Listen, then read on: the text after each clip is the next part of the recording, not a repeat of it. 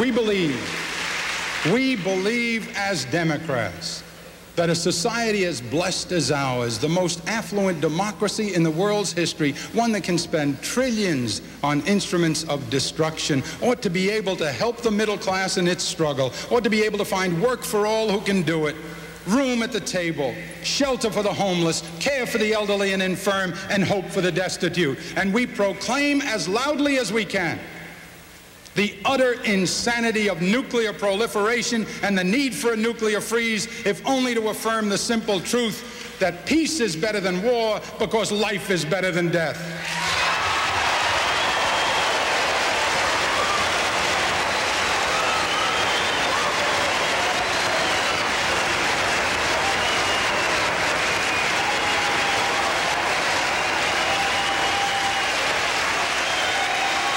This campaign has taught me much, that leaders must be tough enough to fight, tender enough to cry, human enough to make mistakes, humble enough to admit them, strong enough to absorb the pain, and resilient enough to bounce back and keep on moving.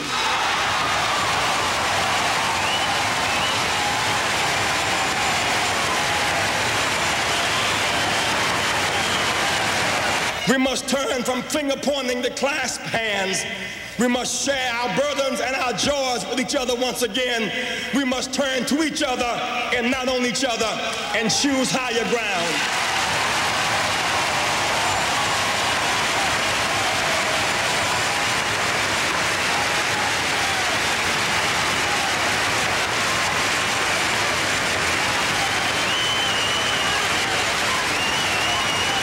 To the Republicans, I say this: take no comfort from this Democratic family tussle. Ronald Reagan has provided all the unity we need.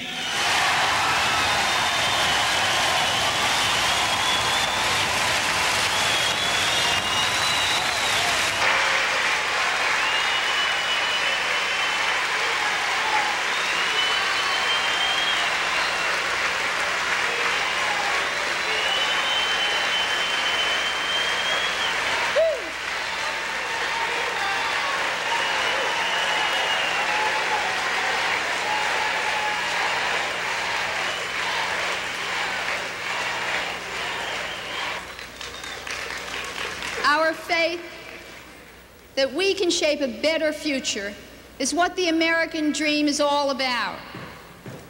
The promise of our country is that the rules are fair.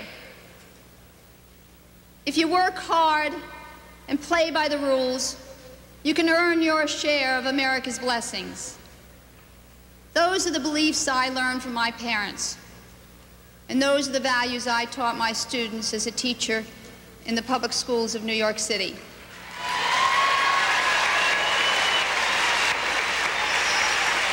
We are going to win.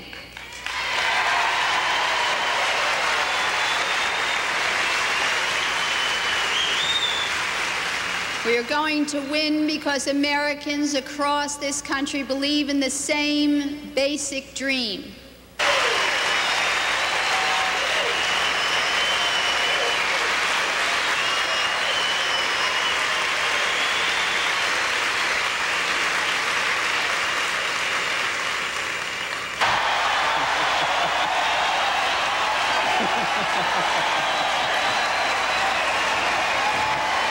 He intends to spend billions on sky wars in outer space.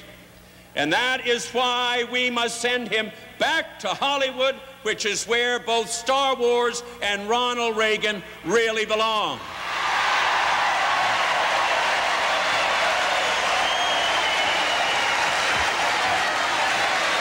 My fellow citizens, I present to you our leader, who never gave up in adversity, who came back against the odds, who won at this great convention, and who will win an even greater victory in November, the nominee of the Democratic Party, the next President of the United States, Walter Mondale.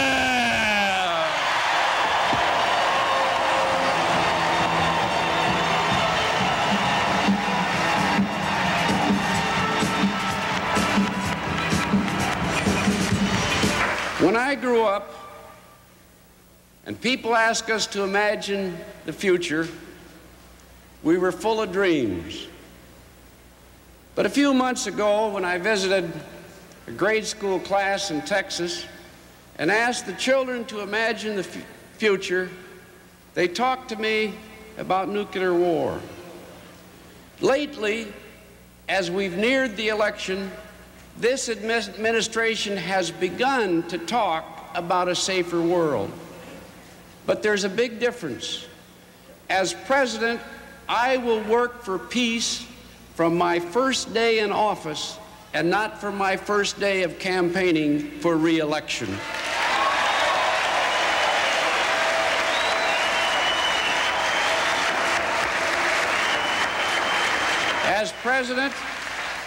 As president, I will reassert American values.